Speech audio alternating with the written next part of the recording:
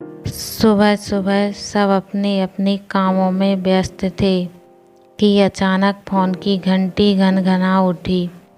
मनोरमा ने अंदर अपने पति सुदीप को आवाज़ लगाई, अरे कहाँ हो, सुनो ज़रा, देख लो प्लीज़ किसका फ़ोन है, मेरे हाथ घिरे हैं। आता हूँ कहते हुए सुदीप ने अपनी पत्नी की ओर मुस्कान उछालते हुए उसके बेसन से सने हाथ देखकर पूछा, क्या बन रहा है भाई?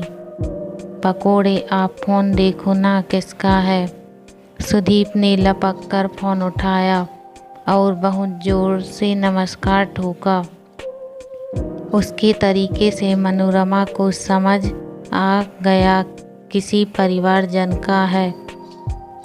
सुदीप को बात करना छोड़ मनोरमा वापस किचन में आ गई और अपने काम में लग गई। तभी कमरे से ज़ोर ज़ोर से बोलने और खुशी भरी चिल्लाहटें सुनाई देने लगीं। अंदर का हाल जानने जैसे ही मनोरमा किचन से बाहर निकली, मनोरमा की बेटी अर्पिता लगभग दौड़ती सी आई। माँ, अप्पी दी को बेटा हुआ है, ताई जी का फ़ोन आया है। मनोरमा तौलिए से हाथ पोंछती माँ जी के कमरे की ओर बढ़ी तो सुदीप खुशखबरी के साथ पहले ही माँ जी के पास पहुँच चुके थे। अरे बहू, तूने सुना, अपनी अप्पी को बेटा हुआ है। चलो, भगवान ने खूब सुनी। एक बेटी थी, अब की बेटा हो गया, उसका परिवार पूरा हो गया। हाँ माँ जी, बहुत बधाई आपको। फिर अपने पति से पूछा, और क्या बात हुई भाभी से? अप्पी ठीक है और बच्चा सब बढ़िया है।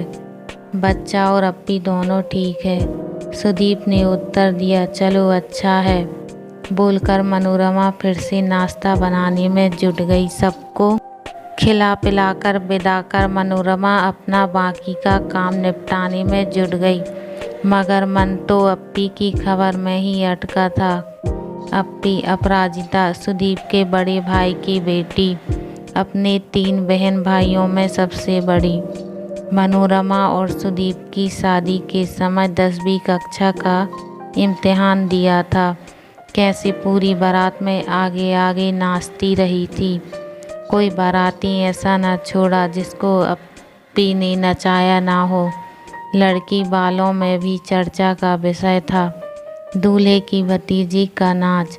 खुशी भी तो थी अप्पी को अपने प्यारे चाचा की शादी के बाद सारे मेहमान के साथ ही सुदीप के भाई भी अपने परिवार के साथ वापस चले गए थे। मनोरमा तब ज़्यादा ठीक से तो किसी को जान भी ना पाई थी, मगर बाद में भाई साहब बच्चों के साथ जब छुट्टियों में घर पर आए थे, मनोरमा की जान पहचान हुई अप्पी और उससे छोटी गुड़िया से। अप्पी की भी अपनी चाची से खूब पट्टी खाती थी। हर छुट्टियों में बच्चे घर आते रहे, दादी बाबा और अपने चाचा चाची के पास। इस बीच अर्पिता का जन्म हुआ। सुदीप की पहली संतान होने के कारण किसी ने सोचा तक भी नहीं कि बेटा है कि बेटी। दादी माँ तो निहाल थी अपने सुदीप की संतान को देखकर, और बाबूजी को भी बस यही चिंता थी कि बहू और बच्चा स्वस्थ तो हैं। मनोरमा से मिलने और बच्चे को देखने परिवार के सभी लोग आ रहे थे। मनोरमा के मायके में भी ज़्यादा कोई था नहीं, मगर जो भी थे सब आए। सुदीप के भाई भाभी भी देखने आए, मगर मनोरमा को अप्पी का ना आना कहीं ना कहीं चुभ रहा था। और तो और उसने फ़ोन पर भी चाची का हाल ना पूछा। मन ही मन महसूस कर पा गई मनोरमा, मगर छोटी छोटी बातों को तूल देने में कुछ रखा भी नहीं था। सो बात आई गई हो गई, कोई साल भर तक आना जाना ना भी हुआ। इसी बीच खबर आई कि अप्पी को दिखाना है, कोई रिश्ता अच्छा मिला है तो घर पर ही देखने दिखाने का प्रबंध करना होगा। अगली पीढ़ी का पहला बच्चा थी अप्पी, जिसके रिश्ते की बात चल रही थी। सब बहुत खुश थे। चाचा चाची जी जान से तैयारियों में लगे थे। अच्छा रिश्ता था, सब चाहते थे बात फिक्स हो जाए। सुदीप के भैया भाभी और बच्चे भी 2 दिन पहले आ गए। अप्पी को सामने पाकर मनोरमा से रहा ना गया। उसने उलाहना देते हुए कहा, क्यों अप्पी, अब याद आई हमारी, जब शादी के लिए लड़का देखना है। तूने तो अर्पिता के होने की बधाई भी ना दी। कौन सा बेटा हुआ था चाची, आपको जो बधाई देती, लड़की होने की भी बधाई दी जाती है कोई। अप्पी से इतने रूखे जवाब की तो मनोरमा को उम्मीद भी ना थी। सुनकर सन्न रह गई। मनोरमा जल्द से कुछ बोलते ना बना क्या उत्तर दे पाती, मगर अप्पी की माँ मनोरमा की जेठानी ने मौके पर बात को संभाल लिया। अप्पी को फटकारते हुए चुप करा दिया और मनोरमा से कहा, पागल है ये लड़की, कुछ भी बोलती है। मनोरमा, ऐसी कोई बात नहीं है।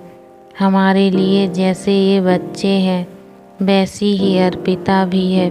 मनोरमा ने भी बात को न बढ़ाना ही उचित समझा और कहा, अरे भाभी, ये हंसी मजाक तो हम दोनों में चलता रहता है, आप क्यों परेशान हो रही हैं।